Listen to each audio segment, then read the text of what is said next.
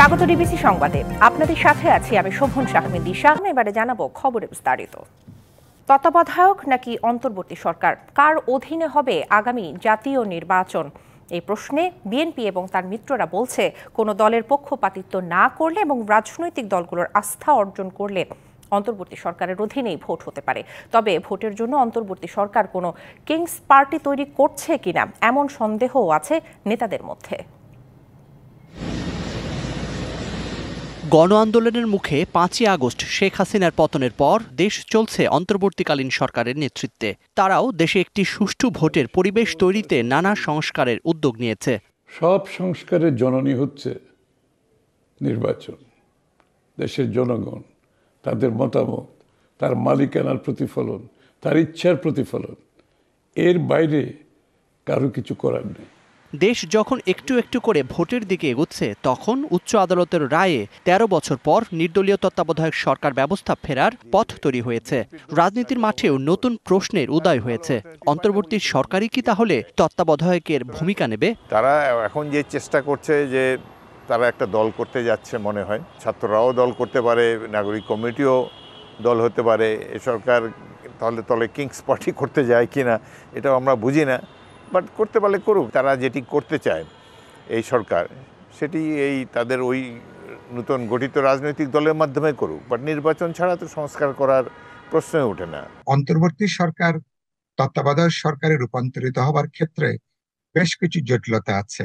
আমার ধারণা যে অন্তর্বর্তী সরকারও চাইবে না, বা আমি যে বললাম এর সঙ্গে সংবিধান সংশোধন থেকে শুরু করে বৃহত্তর রাজনৈতিক পরিস্থিতিতে অনেকগুলো গুরুত্বপূর্ণ প্রশ্ন আছে, এবং আমার ধারণা যে শেষ পর্যন্ত অন্তর্বর্তী সরকারের অধীনেই আমাদেরকে আগামী জাতীয় সংসদ নির্বাচন করে পরবর্তী গণতান্ত্রিক অভিযাত্রার পথে আমাদেরকে হাঁটতে হবে।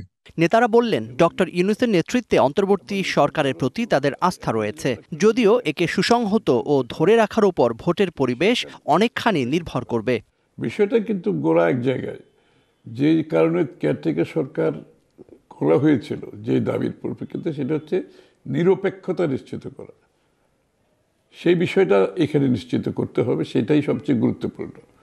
সেটা এই সরকার কেয়ারটেকার সরকার হতে পারে, আবার নতুন নাইলে অন্য কিছু হতে পারে। যে ইন্টারিম সরকার যারা একটি নির্বাচন অনুষ্ঠান করতে যাচ্ছে, যে নির্বাচনটি ফেয়ার ইম্পার্শিয়াল হবে বলে আমরা আশা করি, কিন্তু তারা যদি পক্ষপাতিত্ব প্রদর্শন করে, কোনো দলের প্রতি প্রকাশ্যে বা গোপনে সমর্থন জানায়, তাহলে তো এই দেশের জন্য অনেক ক্ষতি হয়ে যাবে, তারাও গ্রহণযোগ্যতা হারাবে।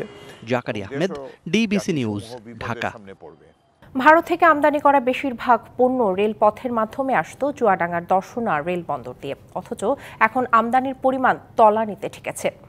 গত অর্থ বছর থেকেই কমতে শুরু করে লেনদেন। চলতি অর্থ বছরে তার নেমেছে শূন্যের কোটায়। মূলত ডলার সংকট এবং বাংলাদেশ ভারতের সম্পর্কে টানাপোড়েনে আমদানি রপ্তানি কমেছে অনেকটাই, ভাটা পড়েছে বাণিজ্যিক সম্পর্কে। এ অবস্থায় বিকল্প দেশের নজর এবং ব্যবসায়ী এবং আমদানিকারকদের। চুয়াডাঙ্গার দর্শনা রেল বন্দরে নেই চিরচেনা কর্মচাঞ্চল্য। আন্তর্জাতিক এই স্টেশনে আগের মতো ভিড়ছে না পণ্যবাহী ট্রেন। এক প্রকার খাখা করছে গোটা বন্দর এলাকা। আমদানি রপ্তানি কম হওয়ায় কর্মহীন হয়ে পড়েছেন বন্দর নির্ভর ব্যবসায়ী ও শ্রমিকরা। পোর্টে আগে খুব মাল আসতো, ওয়াগন আসতো ভারত থেকে, এখন আমরা সবাই বেকার হয়ে গেছি। প্রত্যেক দেশের থেকে এলসি হয়ে আছে, এলসি হচ্ছে, শুধুমাত্র এই দেশের এই পরিস্থিতির কারণে মালগুলো আসছে না। গত 5 অর্থ বছরে ক্রমেই কমতে থাকে আমদানি রপ্তানির পরিমাণ। তবে গত অর্থ বছর ডলার সংকটের চরম প্রভাব পড়ে দর্শনা বন্দরে। চলতি অর্থ বছরের প্রথম 5 মাসে তা আরও তলানিতে নেমেছে। এমন পরিস্থিতিতে ভারত ছাড়া তৃতীয় দেশের দিকে নজর ব্যবসায়ী ও আমদানিকারকদের। তারা বলছেন, রেলপথে সবথেকে বেশি আমদানি হতো কাঁচা পণ্য, পশুখাদ্য এবং নির্মাণ সামগ্রী। এইসব পণ্য আমদানিতে বিকল্প দেশের সাথেও চুক্তি করা সম্ভব। নৌপথে ব্রাজিল থেকে ভুট্টা, আর্জেন্টিনা থেকে সয়াবিন ভুসি আমদানি করতেছে। এটাও একটা কারণ দর্শনাপুর দিয়ে মাল না ঢোকার। আগে এলসি হতো ভুট্টা, ভুসি, গম, তারপর ফ্ল্যাশ, পাথর। এখন এগুলো কিছু সব বন্ধ। শ্রমিকদের কাজ বন্ধ হয়ে গেছে ইয়ারটা ঠিকমতো মাল না আসাতে। সংশ্লিষ্ট কর্মকর্তাদের মতে 5ই আগস্টের আগেই ভারতের সাথে বাণিজ্যিক সম্পর্কে স্থবিরতা দেখা দেয়। বর্তমান পরিস্থিতি আরও জটিল। 5ই আগস্টের এই দেশের এই অস্বাভাবিক পরিস্থিতির পর অনেকটা একটা শূন্যের কোঠায় নেমে এসেছিল আমাদের ইম্পোর্ট, পরবর্তীতে স্বাভাবিক কার্যক্রমে চলে আসতে শুরু করেছে, আরও বেশি ইম্পোর্ট আশা করতেছে। রেল বন্দর সংশ্লিষ্টদের প্রত্যাশা সব প্রতিকূলতা কাটিয়ে আবারও দর্শনা বন্দর হয়ে উঠবে কর্মমুখর। Kamruzzaman Selim, DBC news, Chuadanga. মুন্সিগঞ্জে এই মৌসুমে আমদানি করা আলুর বীজের দাম আকাশচুম্বী বেড়েছে। সার, কীটনাশক এবং শ্রমিক মজুরিও। কৃষকদের অভিযোগ, ডিলার ও আমদানিকারকদের যোগসাজশে বেড়েছে দাম। এদিকে কৃষি সম্প্রসারণ অধিদপ্তর বলছে, পর্যাপ্ত পরিমাণে দেশি বীজ মজুদ থাকলেও কৃষকের আগ্রহ আমদানি করা বীজে, আর একে পুঁজি করে ফায়দা লুটছে অসাধু ব্যবসায়ীরা। তবে বীজ সহ অন্যান্য উপকরণের দাম নিয়ন্ত্রণে তৎপর কৃষি বিভাগ। আলু উৎপাদনে প্রসিদ্ধ জেলা মুন্সিগঞ্জ। চলতি মৌসুমে বীজ, সার ও কীটনাশকের দামের ঊর্ধ্বগতির কারণে কৃষকের মাঝে হাহাকার। গত বছর যে 50 কেজি বীজ বিক্রি হয়েছে 10,000 টাকায়, এবার সেই একই বীজ কিনতে গুনতে হচ্ছে 28 থেকে 31,000 টাকা পর্যন্ত। বেড়েছে মজুরি খরচও। বীজ আলু গতবারের তুলনায় অতিরিক্ত বেশি, যেটা আমরা বাক্স কিনছি 8 হইতে 9,000, এখন মার্কেটে আছে প্রায় 30। সারেরটা বেশি লাগতেছে, জমি না এটা বেশি লাগতেছে, আলুটা বেশি লাগতেছে, মনে করেন পত্তাটা বেশি যাইতে থাকে। তো সামনে যদি আলু না পায় তত মানুষ কৃষক মরার অবস্থায়। কৃষকদের অভিযোগ, আমদানিকারক ও ডিলাররা যোগসাজশ করে প্রান্তিক কৃষককে জিম্মি করছে। আমদানি করা বীজ সংকটের অজুহাতে 3 গুণ দাম নিচ্ছেন ব্যবসায়ীরা। আলুর রিসিটে 14,000, বেচে 28,000। আমরা কৃষক কি করে বাজি? 1 কেজি আলু 545 দাম পড়ে। তবে বীজ ডিলাররা বলছেন, এবছর চাহিদার তুলনায় বীজ অনেক কম আমদানি হয়েছে। এছাড়াও আমদানি করা বীজ বেশি দামে কেনায় বিক্রি হচ্ছে বাড়তি দামে। এবছর আলুর চাহিদা আমাদের মুন্সিগঞ্জে অনেক বেশি। এখন হল্যান্ডের লেগা মানুষ অনেক চাহিদা। হল্যান্ডের আলু বাজারে 11,000 আলু বর্তমানে 25,000 বিক্রি আছে। কৃষি সম্প্রসারণ অধিদপ্তরের উপপরিচালক বলছেন, পর্যাপ্ত দেশি বীজ মজুদ থাকলেও আমদানি করা বীজে ঝুঁকছে কৃষক। এর সুযোগ নিয়ে অধিক মুনাফা করছে অসাধু ব্যবসায়ীরা। তবে এটি নিয়ন্ত্রণে তৎপর রয়েছেন তারা। যেহেতু এটা অনেক কম পরিমাণে এসছে, এই জন্য এটা চাহিদা যেহেতু বেশি, কোনো অসাধু দোকানদার এরকম বিক্ষিপ্ত ঘটনা আসলে ঘটাচ্ছে। প্রশাসনের সবাইকে আমরা রিকোয়েস্ট করেছি, তারা সবাই বাজার মনিটরিং করছে। ইতিমধ্যে কিন্তু মোবাইল কোডও করা হয়েছে। চলতি মৌসুমে মুন্সিগঞ্জে আলু আবাদের লক্ষ্যমাত্রা ধরা হয়েছে 10,45,195 টন। DBC news desk. দর্শক, রাজধানীর বনানীর করাইল বস্তিতে পুড়ে গেছে অর্ধশতাধিক ঘর। শীতের মধ্যে খোলা আকাশের নিচে রাত পার করেছে অন্তত 200 পরিবার। সেখানে বর্তমানে কি পরিস্থিতি রয়েছে তা জানাতে আমাদের সাথে যুক্ত হচ্ছেন সহকর্মী মাহমুদুল হাসান নাজিম। আমরা কথা বলছি তার সাথে। নাজিম, এই শীতের মধ্যে হতদরিদ্র মানুষদের আসলে ঘর পুড়ে গেছে, সহায় সম্বলহীন নিঃস্ব তারা। এই পরিস্থিতিতে তাদের বর্তমান পরিস্থিতি কি জানাবেন এবং প্রশাসনের পক্ষ থেকে তাদের কোনো সহায়তার আশ্বাস দেওয়া হয়েছে কিনা জানাবেন আমাদের। দিশা, আসলে আপনি যেটি বলেছেন যে শীতের মধ্যে যে তারা গত একটি রাত কাটিয়েছে, এটি নাকি তাদের কাছে বিভীষিকাময়ের মতো ছিল, যেটি আমি আসলে তাদের কাছ থেকে জানতে পেরেছি। যে আসলে এখন শুধুই তাদের যে দুদিন আগেও যে গতকাল তাদের ঘর বাড়ি ছিল, একটি অস্তিত্ব ছিল, সেই অস্তিত্বটি বিলীন হয়ে আসলে এখন এটি শুধুই ধ্বংসস্তূপে পরিণত হয়েছে। তো আমরা একটু ডিবিসি নিউজের ক্যামেরার মাধ্যমে জানাতে চাচ্ছি যে আসলে এখন যে ঘরগুলো পড়ে গিয়েছে আসলে সেগুলো আসলে কিছুটা তারা মেরামতের চেষ্টা করা হচ্ছে। প্রয়োজনীয় জিনিসপত্রগুলো আসলে যতটুকু নেওয়া যায়, প্রয়োজনীয় জিনিসগুলো সেগুলো একটু নেওয়ার চেষ্টা করতেছে। আসলে এখানে থাকার মতো যে উপযোগী থাকা খাওয়া সেই পরিবেশটি পর্যন্ত আর নেই। তো অবশ্যই তারা গত যে রাতটি কাটিয়েছেন এই শীতের মধ্যে একটি মানবেতর জীবনযাপন করেছেন। এখানে আমি বেশ কয়েকজনের সঙ্গে কথা বলেছি এবং একজনের সঙ্গে আমি কথা বলার চেষ্টা করব। আপনারা এই যে গতকাল ঘরটি পড়ে গিয়েছে, সেখান থেকে আপনি কি আজকে রাতটি কিভাবে কাটিয়েছেন? অবশ্যই শীতকাল তো খুব কষ্ট হয়েছে, মানে থাকা খাওয়া ঘুম খেতা বালি সব পুড়ে ছাই হয়ে গেছে। বসে বসে সারা রাত্র কাটিয়েছে, খুব কষ্টের মধ্যে তারা, আমরা আতঙ্কের মধ্যে কষ্টের মধ্যে জীবনযাপন কাটিয়েছে আজকে রাত্রি। জি, আমরা আরেকজনের সঙ্গে আসলে যারা সব হারিয়ে নিঃস্ব হয়েছেন, একজন সিনিয়র সিটিজেন, তার সঙ্গে আমরা কথা বলার চেষ্টা করব। আসলে আমরা যদি একটু দেখানোর চেষ্টা করি, আপনারা এই পরিস্থিতির মধ্যে আপনারা কিভাবে রাত্রি যাপন বা এখন কিভাবে চলছেন? খুব কষ্ট হয়েছে, খুব কষ্ট হয়েছে। কাটা নাই, কাপড় নাই, কিছু নাই। আপনাদেরকে কোনো সরকারি সহায়তা দিয়েছে কিনা বা এখন পর্যন্ত আপনাদের সার্বিক কোনো সহযোগিতা? এমনি খানা বানা দিচ্ছে আর কি, এমনি খানা বানা দিচ্ছে। এই দিশা আসলে যেমনটি শুনছিলেন যে এখানকার মানুষদের মধ্যে কিন্তু গেল যে রাতটি ছিল তাদের জন্য মানবতর ছিল, সেখানে আসলে থাকার জন্য বড় একটি চ্যালেঞ্জ ছিল। বিশেষ করে আসলে শীতকালে তাদের দুর্বিষহ জীবনযাপন করতে হয়েছে, বিশেষ করে ছোট বাচ্চা এবং যাদের বয়োবৃদ্ধরা রয়েছে তাদের জন্য সবচেয়ে বেশি এটি ভয়ঙ্কর রাত ছিল বলে তারা এখানকার জানিয়েছে।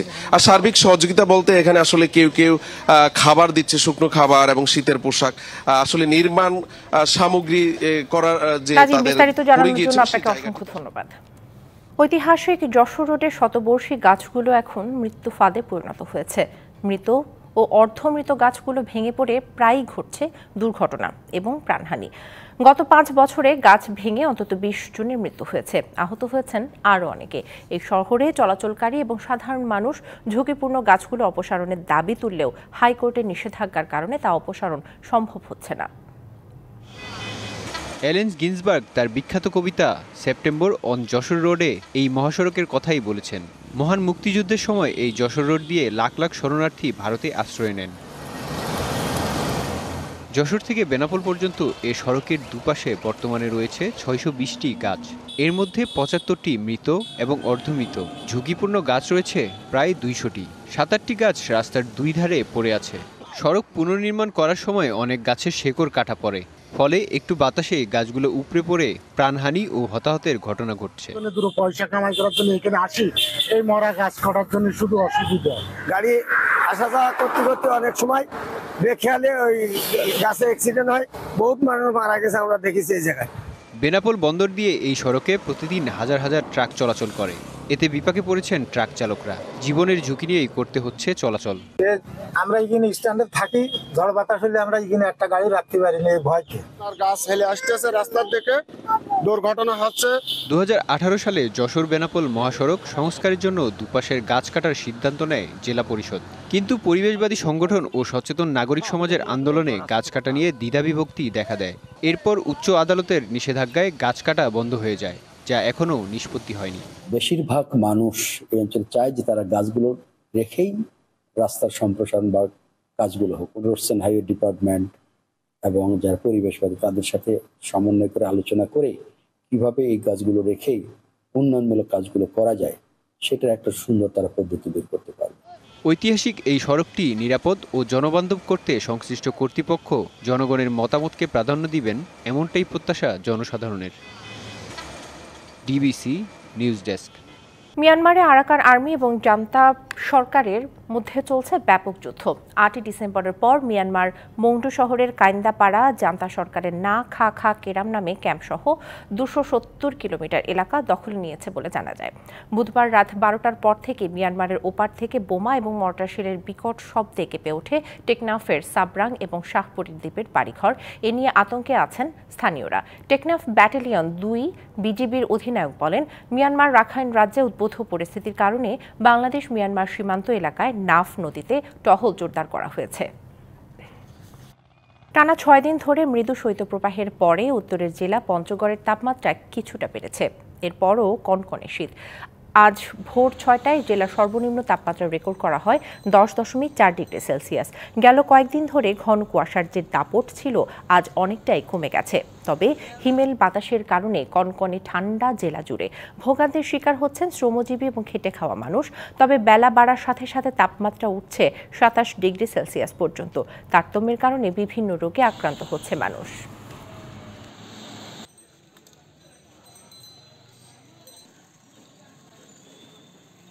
সিরিয়া বিশ্বের জন্য কোনো হুমকি নয় জানিয়েছেন দেশটির বিদ্রোহী গোষ্ঠী হায়াত তাহরির আল শাম HTS এর নেতা আবু মোহাম্মদ আল জোলানি। বিবিসিকে দেওয়া সাক্ষাৎকারে এমন দাবি করেন তিনি। জোলানি বলেন, HTS কোনো সন্ত্রাসী গোষ্ঠী নয়। আল কায়দাকে নিয়ে দলটির পদযাত্রা শুরু হলেও 2016 সালে এটি আলাদা হয়ে যায়। ফলে পশ্চিমা দেশগুলোকে সিরিয়ার ওপর আরোপিত নিষেধাজ্ঞা তুলে নেয়ার আহ্বান জানান জোলানি।